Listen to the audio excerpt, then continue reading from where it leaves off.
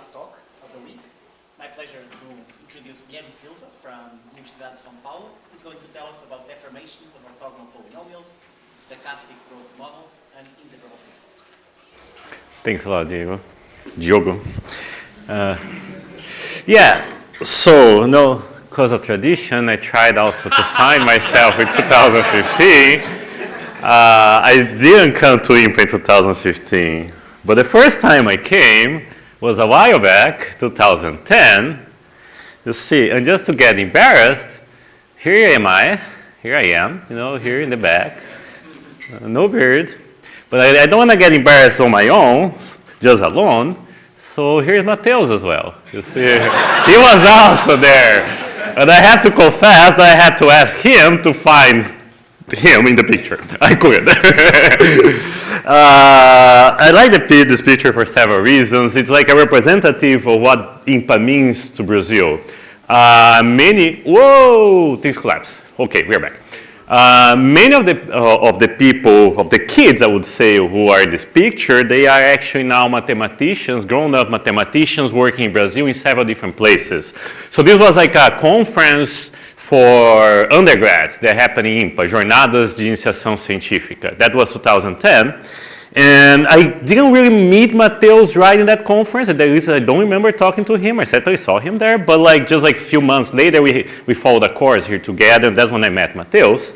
So really, IMPA has this power of bringing together mathematicians from Brazil. And I would dare to say that what they have done here with this conference is exactly that. So they brought together more analysts from Brazil and also from abroad. So analysis in Brazil overall is not really well represented outside the realm of PDEs. I hope this thing will work. It'll be good. Yeah, and but they really, Mateus, Felipe, now João, Emmanuel a bit before, so they're really bringing together analysis in Brazil and in the world, so I guess we should really give them a round of applause for organizing this conference and bringing us together. So thanks a lot, Mateus. Thanks a lot, Felipe, Emmanuel, who's unfortunately not here. And thanks also for the team of IMPA, who is actually awesome, not only this conference, but always, right? Thanks a lot. Okay, now, you see this title, it's kind of long, and actually the stories that they sent me an email, hey, what are they going to talk about? What's their title? And then I was finishing stuff, so I put everything in a blender, turned on, and here it is. But I don't really like it, so let's throw it away. Really, perhaps I was just too ambitious at the beginning, trying to plan to talk about several different topics. But I changed my plan during this week because you guys have done an awesome job in talking about several other things, and I really hope my computer likes me today. Okay, let me just try to change here just 1 second. That was unexpected, but it will work eventually. I have another question for you, Did you manage to find your wife in the picture? I didn't find my wife in the picture. Yeah, the other story is that I actually met my now wife during that conference as well, the one from the picture. But she was not there, so once I'm back home, I have to have a conversation with her. She wasn't at the event as well. Yeah. Okay, yeah, so I changed my plans during this week and actually decided to present only one result. So as you perhaps will see, I am probably the most beyond guy from this conference. So I decided to present one stochastic model for you, or actually there will be several stochastic models, but one result, main result that we're finishing together with Pramit Gusal from Chicago. And my main goal in presenting this result is actually to show you first some nice drawings. It's the last talk, so very entertain you a little bit. And second, also try to give just a glimpse of how many Fourier techniques, Fourier spirit actually appears while dealing also with probabilistic models. In this case, one specific model, right? So probably not be precise in several steps during this talk, but really my main goal is not really to be precise, but rather just give a glimpse of several aspects that we have already seen in this conference and that has connections with what we have been doing, right? Yeah, just what I just told you, right? Oh, come on, computer, help me out. Okay, let's try. Okay, so here's the basic setup, back to basics from probabilities. So what we do in probability undergrad is that we look at sums of random variables as you see over here. Let's say independent random variables means 0, find variance, and of course we're interested in summing lots of them, right? Probably the first word that comes to your mind, central limit theorem. Anyway, I want to be slightly more precise and talk about what people call, well, let's say deviation probabilities. So here what I'm doing is I'm looking like a certain probability associated with the sum of random variables, and there's a certain scale, which I will explain to you in just a moment. Just think about looking at probabilities that appear nature in central limit theorem. Okay, so central limit theorem then. Let us do central limit theorem. So if let's say you fix your scale, meaning that you choose this P to be 0, you are computing, oh computer, don't do that to me. So it's probably, okay, let's try. Okay, just 1 second.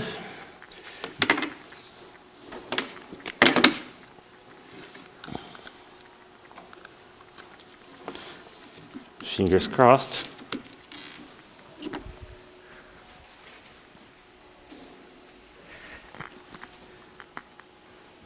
And I have to allow this. Okay, so when you fix this, you fix P equals 0, then you are essentially computing probabilities which are associated to central limit theorem. Of course, you know what the limit is, but here I'm talking about Etayo, sort of Etayo estimates. So think about X as being very large but independent of N. And what the essentially probability theory will tell you is that this probability here, or the tails that you see on the central limit theorem, are close to a Gaussian. In other words, you kind of can replace, for X large in the central limit theorem, you can kind of replace the Gaussian distribution by the density. That's what it's saying. And there's another extreme scale, which is when you choose P equals 1/2 here, and then you are the scale of the law of large numbers. You know that then, this probability will converge to either 0 or 1, because you know that the limit of sum of random variables in a law of large numbers scale is just the mean. If you are a bit more precise, you can compute tail estimate for this kind of probability in the scale, and what you get here is also exponential decay, and this exponential decay is described by Legendre-Fenchel transform of the random variable. Several things happening here. Don't worry about what this transform is. What I really want to emphasize here is that in the COT scale, you only see Gaussian. When you are the law of large numbers scale, those tail probabilities, they are not universal. Gaussian over there, independent of the random variables that you started with. Over here, in the law of large numbers scale, it's completely dependent on the random variables that you started with. And then you have to compute this Legendre-Fenchel transform or something like that. Right? But then what model deviations theory teach you is how to actually interpolate between one scale and the other. At the interpolating scale, so model deviations estimate, what you see is then, so for any P between 0 and 1/2, what you're going to see actually is that those tail probabilities, they're described by the same exponential as in the central limit theorem. So sort of, it's possible to main message that it's possible to interpolate between a universal result, central limit theorem, and a non-universal result, law of large numbers. And in the case of independent random variables, we can do that in a quite precise manner, so to speak, for the tail probabilities of the associated random variables.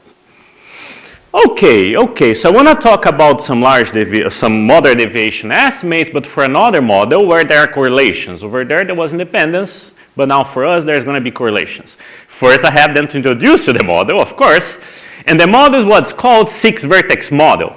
So what I'm going to do, I want to fill in this grid, so I'm going to fill the edges with arrows, right? So the six-vertex model is a way to fill edges with arrows in such a way that there are 2 incoming arrows at each vertex and 2 outcoming arrows at each vertex, right?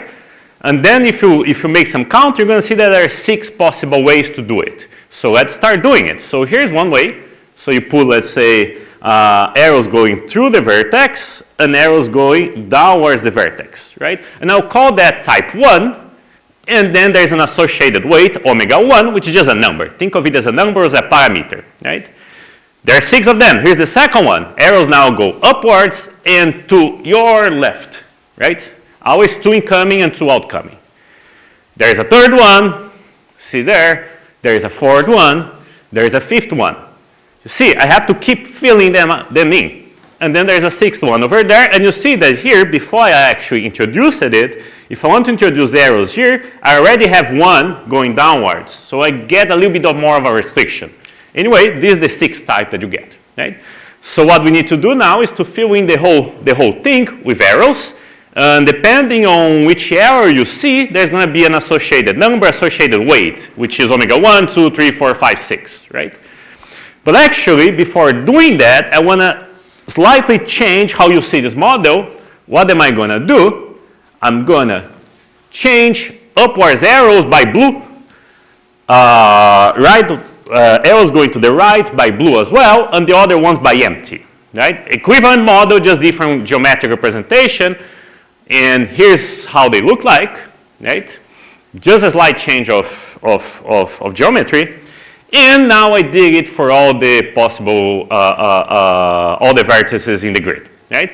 And then you see that there are a bunch of numbers. Again, the number is just telling you the type of the vertex that you have, but I also want to construct now a probabilistic way to do that, right? So to do the probability, we do in the sense of statistical mechanics. So it means that what we do, we take this configuration. So by configuration just means like I completed the whole grid using this law, these rules. So now I take and start multiplying all the weights that you see over there. So for instance, in this case, there are like 3 weights of type 1, 2 weights of type, or 12 weights of type 2, and so on and so forth. And I'll call that the weight of this specific configuration, right? If you do another filling, you're going to have another weight. And the general weight of any configuration, any filling that you do, is precisely the product of all the weights that you see at each vertex, right? And once you do that, you can now do probability. So you just, what's the 6-vertex model is a way of sampling or choosing at random one possible filling, but in a way that the probability of choosing one specific one is proportional to this weight of the full configuration, right? So I just created a basket, and I'm now choosing configurations according to their weights, right? With probability proportional to their weights, right? And this is the 6-vertex model. Of course, I should also care, here I'm doing just in a rectangle, I could do in other different geometries, I could place some boundary conditions and so on and so forth, and this is exactly what I'm going to do next. So here what you see is essentially a configuration of the 6-vertex model, but now in the first quadrant, right? So to be more specific, I'm doing the 6-vertex model over there, but I'm posing here boundary conditions. On bottom, they're always blues, and on the left, it's always empty, right? And this is a model, so it's a stochastic model, so it's a model of statistical mechanics. You could define it in the way I just defined it before, but because of the geometry, there's a specific feature now in this geometry and with this boundary condition, which is that you can alternatively define your model as a stochastic process, so a growing process. So how it works, as you see, the lines are getting filled from bottom left to top right, so they're following essentially a diagonal line. So the stochastic model now is the following. You pick a vertex, you see those lines coming from downwards as essentially random paths that are going upright. And whenever a path gets to a vertex, it tosses a coin, biased coin, and decides whether to go up or to go right. And there's only one constraint. Lines cannot cross. Right? And this model is equivalent to the one that I told you, but now you can do it stochastically. So really, if you start updating on the diagonal as I am doing, you can actually generate this plot, and the final figure that you get is equivalent to the 6-vertex model that I showed to you before, right? And we'll call this the stochastic 6-vertex model. Right? Of course, there are parameters over there, the coin is biased, and so on and so forth, but I want to spare you the details, technical details. I want to focus on ideas and geometry. Right? Okay, so this is like for a small size lattice, but you can do much larger. And then you start seeing this funny picture.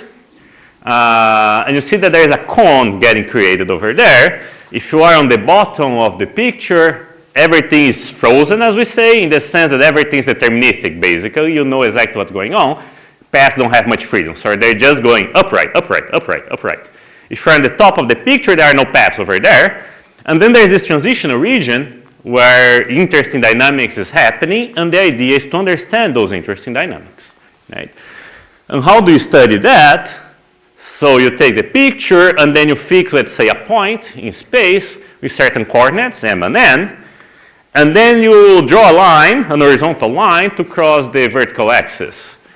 And then what you do is that you count the number of paths that you cross it this way, right? Count the number of paths, that's what we call the height function. So you pick a point in space, the height function is just counting the number of paths when you draw the corresponding line. The number of paths that you cross when you draw the corresponding line, right? So you can think of it as a really, literally like a random function, a random step function on the quadrant, right? And this is the object that we use, or one possible way to study this model is by studying this random object, right? And we're interested in central limit theorem questions or deviations for this model. And what we do in central limit theorem, we scale things around mean and variance. So there's, of course, there's like a lot of work to do that, but at the end what you get is that the mean of this height function, I'm thinking here this height function as along a certain line with slope related to nu, so I'm just like focusing here a line and looking very far away from along this line, right? And if you look very far away along this line, you can even see n here that you see as some sort of time, discrete time. You're moving along that line. And then what you're going to see is that the height function in average has average of order n and has variance of order n 1/3, or standard deviation 1/3. The mean and variance precisely are computable. They have been computed. So I'm just omitting that, right? And then what you want to study then is this rescaled height function. And you want to study fluctuations of this height function. So as I said, this is not falling into the realm of independent random variables. This is falling into the realm of highly correlated systems, KP's universality to be more precise. And what actually was computed by Bodin, Corey, and Gorwin in the 2016 is that the limit distribution, or the central limit theorem for this random variable is essentially the same central limit theorem that you find in random matrix theory, described by this distribution, which is called the Tracy-Whedon distribution. Okay, so I'll tell more about this limiting distribution in a moment, but here's the result. The only result which I want to show to you, which is our result, which is concerning lower or moderate deviation tails. So they describe the central limit theorem, and what we want to do, what we wanted to understand is how actually we can deviate from the central limit theorem scale and still capture some sort of universality, still capture precise estimates for those deviation probabilities, and hopefully still see some kind of Tracy-Whedon distribution along the way, right? So we are a central limit theorem scale and trying to go away from it as far as we can. And we did compute, so we managed to do it. Of course, there are formulas here and there, but just roughly what I'm saying here is that we can do our moderate deviation scale up to a certain order n 1/3, which is the same order as the standard deviation. And what we see here is that the tail, instead of having like the Gaussian tail, 0 minus x squared, that you were seeing in the classical central limit theorem, here we have slightly different tails, which are in one end, let's say the upper tail, which is usually the easiest, this distribution decays like exponential of x to 3/2 in this case, right? If a constant over there. And in the lower end, it decays as a third power, exponential of a third power. Okay, but why you care? What does that mean? To understand a little bit more what it means, let us just look at the Tracy-Whedon distribution once again. Here's a plot of it. So in blue, you see a Gaussian, and in yellow, you see the Ujué or Tracy-Whedon distribution. So here I just matched the Gaussian to have the same mean and variance as really the Tracy-Williams distribution. And they look almost like the same, but not quite.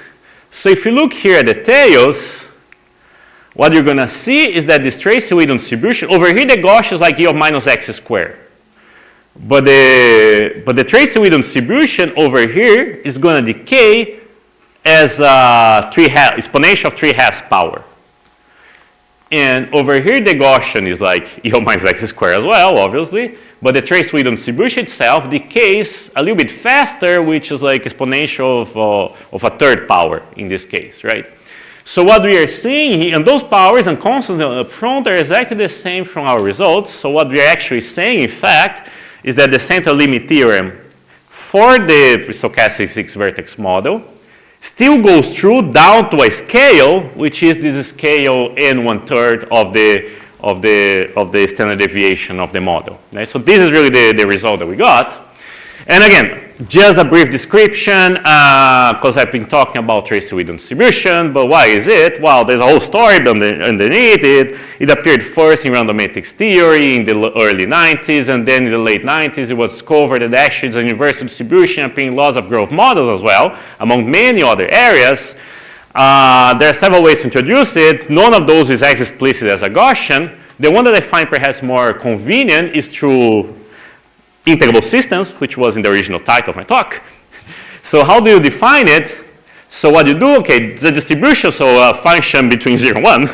Right? But then one way to describe it is the following. You take its log, you take 2 derivatives, and then you get a function. So this second log derivative is like minus the square of a function. What this function is, let me prescribe it to you. This function is a particular solution to a second order ODE, which is nonlinear. You have this cube term here. If you omit this term, it's just the area equation, but you shouldn't, so you get a nonlinear equation with a prescribed asymptotics. I didn't write it here, but you solve this equation and pick the solution that at plus infinity looks like area function. So you get there is a unique solution, and then using the solution, reconstruct this Tracy-Williams distribution. Right? Okay, so this is the probabilistic model on the result, but as I told you, what I want to tell you about is actually to give you a glimpse of what kind of objects appear, improving it, and how actually they connect to Fourier analysis somehow. And one way to do that, just like a sketch, is going back to Fourier transform. So imagine that you want to solve the area equation. Okay, this is not an evolution equation, but anyway, let me look at it as an evolution equation. So as if you had like a boundary condition and you want to evolve this boundary condition or initial condition, infinity, all the way to a certain value y of x, right? And if you look at this equation, that's probably the first one where you do Fourier transform. So let's do Fourier transform. Or let me call it scattering transform, whatever. So you take the Fourier transform. What you're doing at the end is that you're changing your space, changing variables, and then you get another evolution, so to speak. But the evolution now is super nice, because if you just look at the evolution, it really means that you're just doing multiplying your initial condition by an exponential. So very easy, and then you want to recover the solution. What you do, you just invert it. Right? In other words, in the setup, the message is that somehow the Fourier transform simplifies your evolution. In this case, for a linear equation. Funny thing is that there is also a nonlinear Fourier transform or a scattering transform, if I want to be a bit more precise. And that's for nonlinear equations. So, and here's how it works. So it works for several equations like that I showed to you before, MKDV, NLS, and so on and so forth. It's not such a neat formula as the Fourier transform. It requires a little bit more work to get this scatter and inverse scattering transform. And it's also equation dependent somehow. Of course, the ideas are more or less similar here and there, but you have to adapt depending on the equation. And the basic setup is the following. So you have an equation, let's say PDE, and you want to evolve it. Okay, let's say dispersive PDE. You want to evolve it. And then what you do is that you linearize your problem. What do I mean by that? For some equations, by accident of nature, perhaps or not, who knows, you can write them in terms of a linear system of matrix equations. What do I mean by that? Somehow, by accident of nature, you just find that there is a certain matrix first order ODE which you see here, let's say the first line. So phi here is a matrix. Imagine it as a matrix. So there's this matrix, so linear system of ODE in the variable t, and also let's say another linear system of ODE in the other variable that you have in your equation. It's x or whatever you have in your equation, right? And then you just realize that those systems, they have a meaning on their own, but somehow they have a common solution. Well, wait a minute. If they have a common solution, they're not just arbitrary, but there's something else over there. And then you try to see what it really means for a system to have a common solution, or two different systems to have a common solution. And this is what we call like writing down the zero curvature equation. Anyway, but this was going to tell you something about the coefficients of, of those systems. And it just turns out that when you do the math, you're going to see that the condition that those systems have a mutual solution is precisely equivalent to the fact that, that you can construct this solution to the original nonlinear PDE. Right? So somehow, you then substitute your nonlinear PDE by a system of linear equations. Solving one is equivalent to solving the other. And this is the scattering transform, essentially. And then what you do, you move to the scattering space, or the Fourier space, if you want to call it. And typically what you get when you do the scattering transform is that you get the scattering data, or you get like an eigenvalue problem.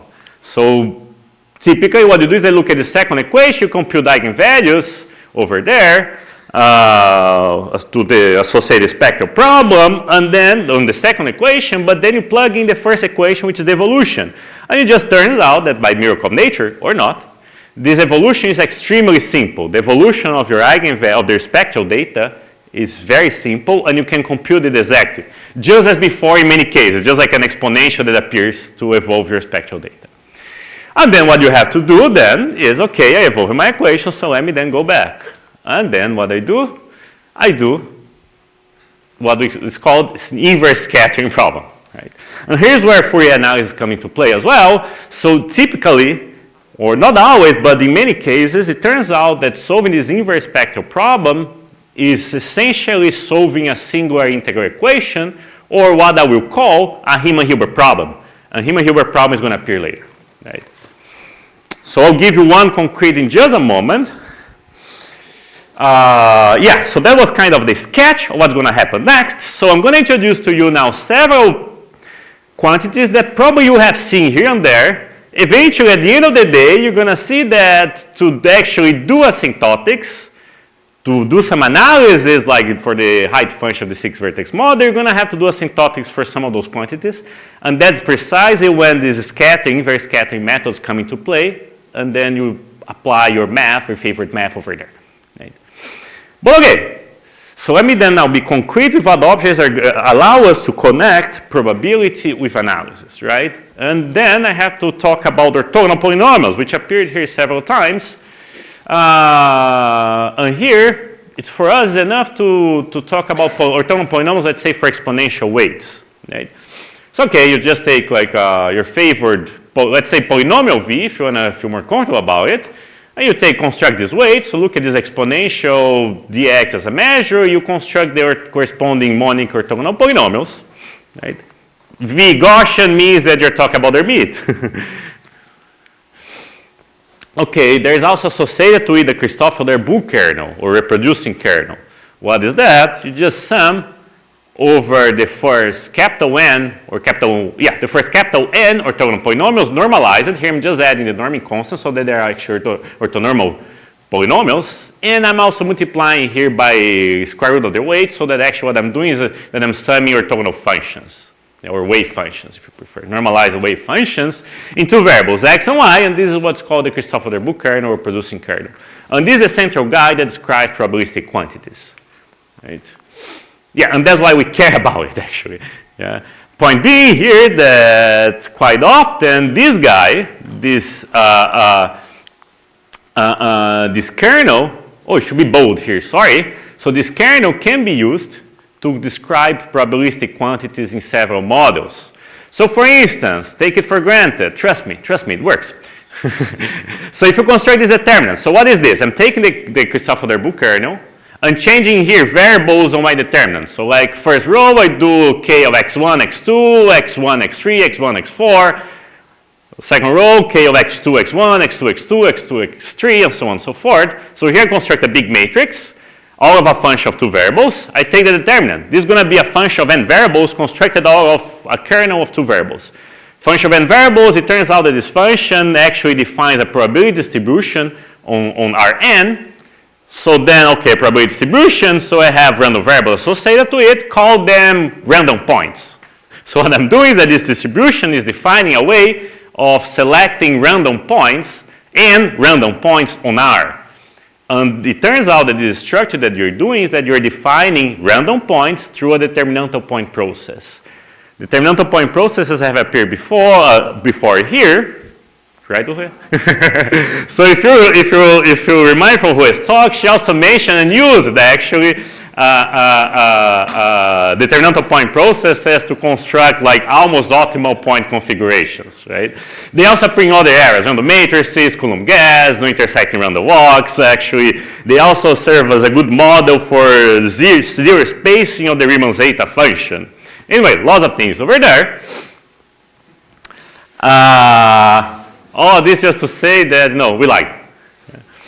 And in particular, and that's what I want to tell you a bit about, we like them because they have very rich asymptotics. Again, what I'm going to do now, I'm going to send n to infinity. So what is n? N essentially is the number of orthogonal polynomials that you're summing, also indexed in the measure here, which we'll have to do with number of points. At this stage, just think about n points, which are at random. Somehow this kernel describes those n random points, and now I'm sending this capital N to infinity, so somehow I want to describe some sort of random feature when I have infinitely many points, right? And we're going to do that at two levels. So the first level is at the level of the diagonal of the kernel. So I place here the kernel along the diagonal, normalized by 1 over n. Why do I normalize by 1 over n? Because the total integral then is 1. And it turns out that when n grows, this guy, which is a function of two variables, or one variable, which you can see also as a measure, this guy converges to a funny measure, which is called the equilibrium measure. What is the equilibrium measure? Remember that in my orthogonality, orthogonal weight, there was this polynomial v. So what do you do with that? You put it here, and you also add here some term, a log term here, and then you start evaluating this double integral plus single integral among all probability measures on the real line. Right? It's okay, you take your favorite probability measure, you compute this number. But then your neighbor is going to choose another one. And Dimitri is going to choose another one. And what you do at the end of the day is that you compute for all those, and then you minimize over all those probability measures. And then you're going to realize now for us that there is a unique measure attaining this minimum. And this is what we call equilibrium measure. And here's very distinct with what Dima was talking about during his talk. Because he was doing equilibrium problems on highly dimensional spaces. There were all those features that appear. Over here is a little bit more baby in the sense that we are doing equilibrium problems on the real line. There's a certain convexity properties over here that allow you actually to have a unique minimum. And you can describe that minimum. And here's a picture of this minimum when I choose this V, this external field, which was not present over there, but here we can add that. When I choose this potential to be a quartic plus quadratic, and what I'm going to do now is I'm going to change the coefficient of t as a parameter. So for t equals 0, the equilibrium measure, the density of the equilibrium measure is the one that you see here on this slide.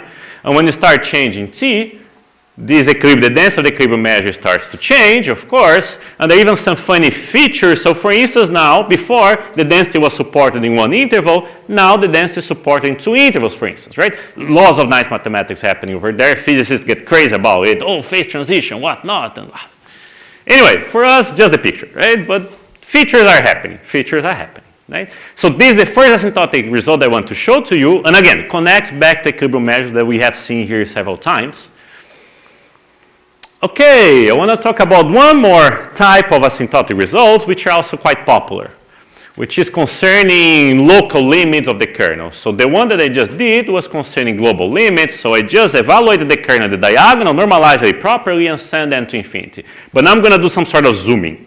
But to talk about zooming, I really need to look more carefully on what's happening with the equilibrium measure. So here are three distinct pictures three distinct frames of what you have seen before. Right? Now, there are specific points over here. So here, here, and there. For instance, what is so specific about them? If you look at this point over here, you compute the density of the equilibrium measure, and you're going to see that the density of the equilibrium measure vanishes as a square root over there. Over here, for instance, here in the middle, the density vanishes quadratically. Right? And over here, the density doesn't vanish at all. We like the extremal ones, we don't like the one in the middle for now, for today at least. Right? What I mean is that the limit, possible limiting behavior for this kernel, when I'm going to zoom in, is going to depend a lot, it's going to depend drastically on the local behavior of the corresponding equilibrium measure. And only that. Typically, you compute, again, talking about here equilibrium problems on the plane, log potential plus external field. Typically, or generically, equilibrium measures have a density. The density vanishes at endpoints of its support as a square root, and they don't vanish in the middle, typically. But there are certain circumstances, exceptional cases like the one in the middle, where let's say the density vanishes in the middle of the support, it also could vanish at the endpoints with a different power. We are not going to talk about those different cases or critical cases, but I want to show you some result in this generic case happening here or here, right? Okay, and those are the results. So those are what we call like universality results. Let's go over it. First let's say for this one here on the right. So I'm looking here at points which are points where the density is strictly positive. So P here. So I'm fixing P, and now I'm doing some zooming. I'm changing my scale. U and V are new variables. So I'm fixing V, I'm zooming in and getting new variables U and V, which are variables happening, leaving a scale 1 over n.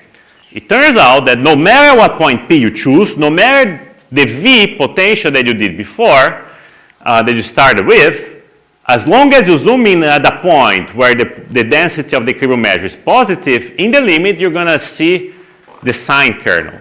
And this is a universal result. It doesn't matter the way that you started, only the nature of the equilibrium measure, but that's generic anyway. And there's a similar result when you zoom in here at endpoints. In this case, endpoint vanishes like a square root. Again, P is a point where the density of the equilibrium measure vanishes as a square root. The order of fluctuations, so the local scale that you have to zoom in, is different, is now n 2/3. If you do that proper, and this 2/3 is the same as a half from the square root vanishing. Anyway, it has to do with this vanishing, that's what I mean. And then when you do zoom that properly, you take the limit, and what you're going to see at the end is what's called the airy kernel, which is like this funky kernel constructed out of airy functions. Again, lots of interesting things happening over here. It's universal. Those limits appear not only in random matrix theory, but in a lot of other places. I could also do some zooming here at the, let's say, critical point. Things get even more interesting because then you start seeing like Pan-Levé kernels and so on and so forth, but not for today. What I really wanted to show to you with those slides is just that, those results are kind of, people have been looking a lot in those results, universality results. Right? Main message, take your favorite family of orthogonal polynomials, construct the corresponding Christoffel-Darboux kernel. Look at large n limits, so large degree of polynomial limits. They should display some nice features, even connecting with equilibrium problems, for instance. Right? By the way, the sign kernel also appeared in the talk by Antonio on zeros of the Riemann zeta function. It was hidden there, was like the correlation function of it that appeared. Yes. Sorry? Can you just shortly what happens in the case you don't want to talk about? This one. Yeah. Just a short sentence. Yeah. You get a kernel which has a similar structure, but now instead of using airy functions, you have to use solutions to Pan-Levé equations, specific Pan-Levé equations. Okay. Okie dokie. So these results, they have been, they have been conjectured back in the works of Dyson and Wigner in the 50s and 60s. At that point, they were somehow able to prove, some of them, at least the sign convergence, not the area, but the sign convergence, they were able to prove that for Gaussian orthogonal polynomials or Gaussian random matrices. But then in the 90s, there was kind of, whole lot of activity that started to happen where people really started to develop new methods to prove this kind of results, not only for mid polynomials, Gaussian weights, but also for much larger classes of weights, even to today. For instance, there was this paper Pasteur and Sherbina that somehow, I don't know why, somehow is forgotten, but they were the first ones. There was also a group led by Dijk and Zhao, which work actually integrable systems, that also developed some methods to tackle this problem. Those are the ones I'm going to move towards. But there are also even more recent works by Don Lubinsky, for instance, and also Etchinger, Lutic, and Simonek. By the way, those last two papers are Annals papers, where they developed even other methods just to prove universality results. Anyway, lots of interesting things happening over there. And as I just said, so you can also do, depending if you do zooming around critical points, there are also interesting things going on. But then the kernels that arise, they are described by nonlinear integrable systems. And to my knowledge, except for the method of Dijk and Zhao, which I will talk about, all the other ones so far haven't been able to produce limits in those critical situations, only in the regular situations that I showed to you in the previous slide on here. Right? Yeah, so now what I want to do is that I want to connect back to inverse scattering. How actually inverse scattering methods help improving this result. Yeah, so let's now finally go back to Fourier analysis, somehow. Yeah. And I'm going to introduce to you a new way not new by me, this is from the 90s, right? But a different way of looking at orthogonal polynomials, which is through Riemann-Hilbert problems, right? So what's a Riemann-Hilbert problem? Riemann-Hilbert problem is the problem of finding a matrix valued function with specific properties. So for us, let's say that you seek for a 2 by 2 matrix, entries are functions, and you want those entries to be analytic in the complex plane, except on the real line, right? So analytic on the upper half plane, lower half plane. And on the real line, you place some boundary condition. Not explicit, but implicitly. So you ask that when you come from the upper half plane towards the real axis, you get a certain boundary value, y plus, and this boundary value from above almost coincides from the boundary value from below. But you have to pay a price. The price that you have to multiply the boundary value from below by this funny matrix here, and you see there's an exponential appearing in the off-diagonal entry, and the exponential is precisely the same as the weight of orthogonality that appeared before. Right? It's not by accident. That's going to play a role. Yeah, okay, so I'm just imposing here a certain matrix function which is analytic, except perhaps for a jump across the real axis, and I'm specifying the jump. So I specify this matrix almost everywhere. It remains to specify it at infinity. And then I just specify it by saying that I wanted to have this specific behavior at infinity. So first column has to grow at most as z to the power n. Second column has to decay at least with z to the power n. Right? Yeah, so I'm just prescribing conditions here. I want to find an analytic function or matrix value analytic function satisfying those conditions. So here's you should think of it as analog of finding meromorphic functions. So if you prescribe the pose and you prescribe the behavior at infinity of a meromorphic function, essentially there's a unique meromorphic function, right? So you can recover the meromorphic function from that information. Here I'm doing the same, but instead of prescribing residues, I'm prescribing boundary value, right? So there exists a unique solution, and it was observed by Fokazidze and Kitaev in the early 90s that actually for this specific problem, the unique solution is related to orthogonal polynomials. So the 1-1 entry of the solution is precisely the orthogonal polynomial degree n for that specific weight, and the second entry is the orthogonal polynomial degree n minus 1 with the norm over there as well. Right?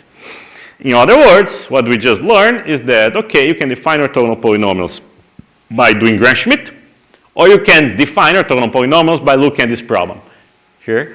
And somehow, underneath it, even though you may not know why explicitly, underneath this problem, you can still see orthogonal polynomials, right? That's in some shade, right? Okay, what's coming next? Yeah. So this formulation was from the 90s.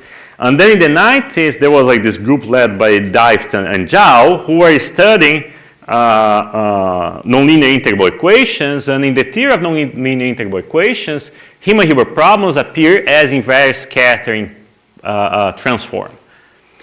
And they were interested in inverse scattering transform. They started developing asymptotic methods to understand large time behavior of solutions to nonlinear PDEs. And then they realized that their methods that they were developing could also they could also be applied here, and they started also applying the theory of orthogonal polynomials, and essentially that's what led to those universality results that I showed to you, right? And I really want to emphasize that essentially like what the advantage of looking at this is that somehow you can forget about the orthogonal polynomials. You can just look at the problem as I give you the jump and I prescribe you the behavior at infinity.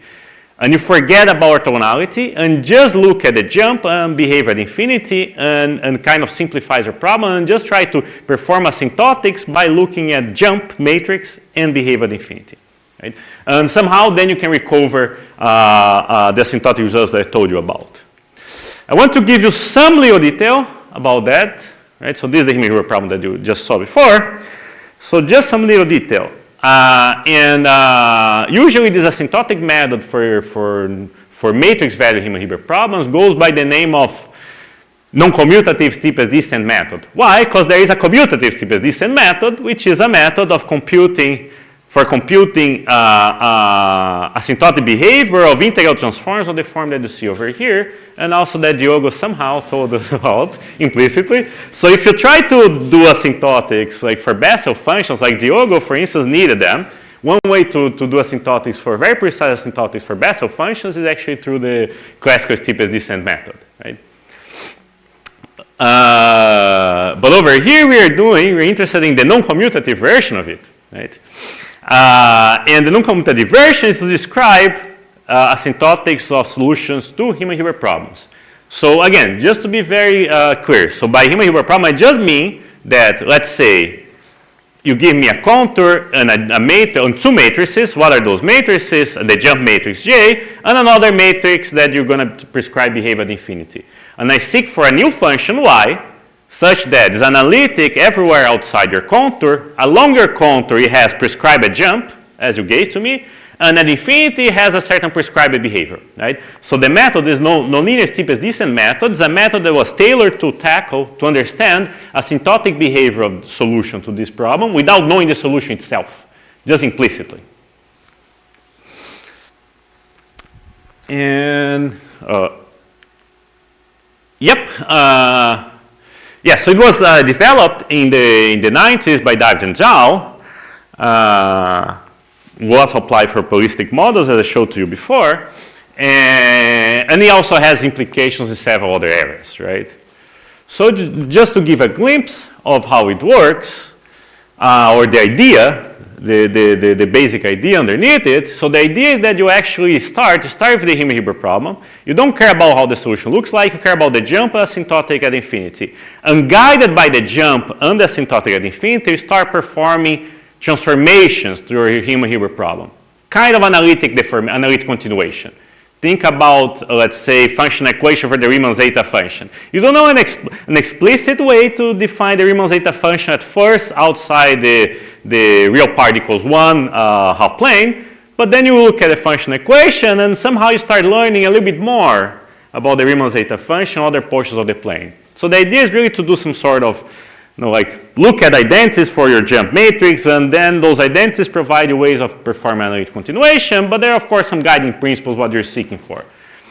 And then start transforming. Well, and what's the final goal? The final goal is that you get to a Riemann-Hilbert problem that's somehow asymptotically normalizable. What do I mean by that? You transform y to x to t to whatever letter your favorite, but at the end it has to be r because all the papers write the last transformation is r. So, and the r, what's the goal? The final goal is that after all those transformations, this final Riemann-Hilbert problem has like a funny form.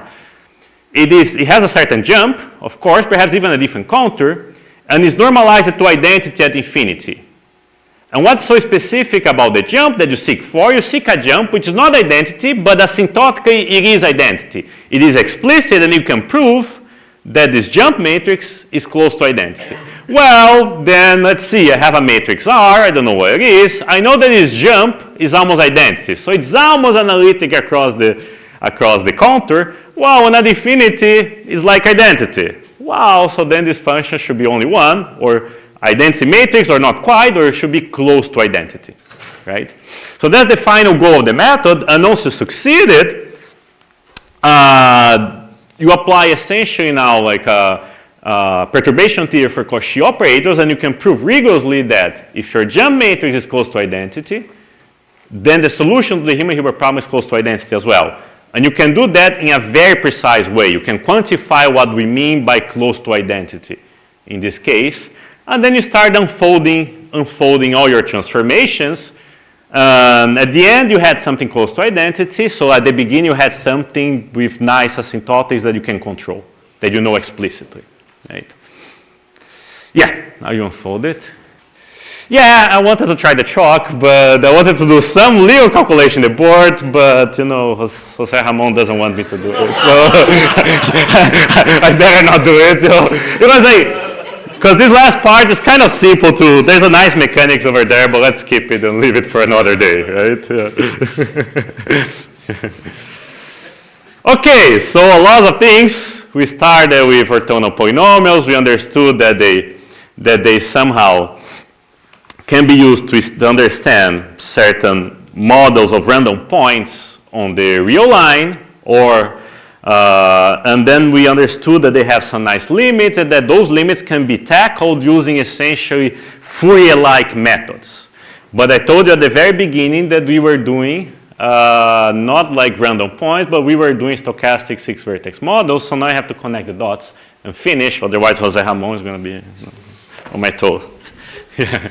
Okay, so just remind you, that's how we started. And sort of one of the main steps at the beginning for our result was actually to realize that there's a connection formula between that allows you to relate log derivative of these tail probabilities that we want to study with actually, so there's some explicit term, and there's also here a certain sum. What is the sum? The sum here is over like essentially like there's a function here, explicit for us, don't care much about that today. And but care about this kernel K here, which in this case is just the kernel for like a deformation of Meixner orthogonal polynomials. This Meixner orthogonal polynomials is a specific family of orthogonal polynomials, in this case discrete, and we kind of need to go not to the Meixner, but a deformed version of it. But anyway, at that point, what we realized that if you want to study this tail probability, apart from some work that you have to do, you need really to understand asymptotics for kernels of orthogonal polynomials. And that's how we actually then start introducing Fourier analytic, applying Fourier analytic methods or Riemann-Hilbert approach to orthogonal polynomials and describing asymptotics and so on and so forth.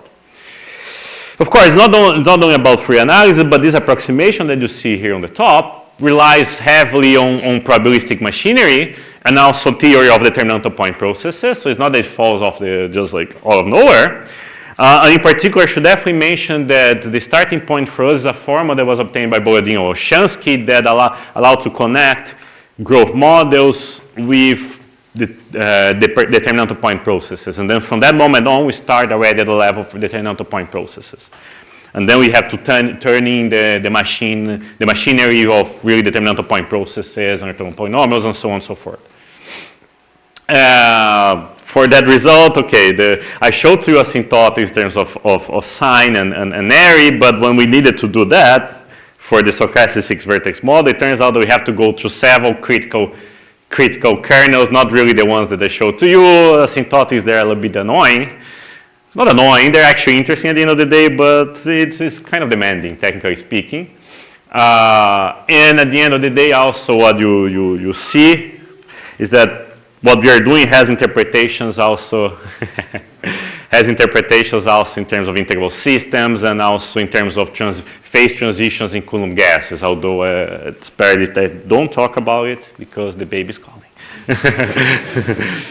Yeah, and the part that we were more happy about that actually we see potential to apply it to other growth models. But let me stop over here. Thanks.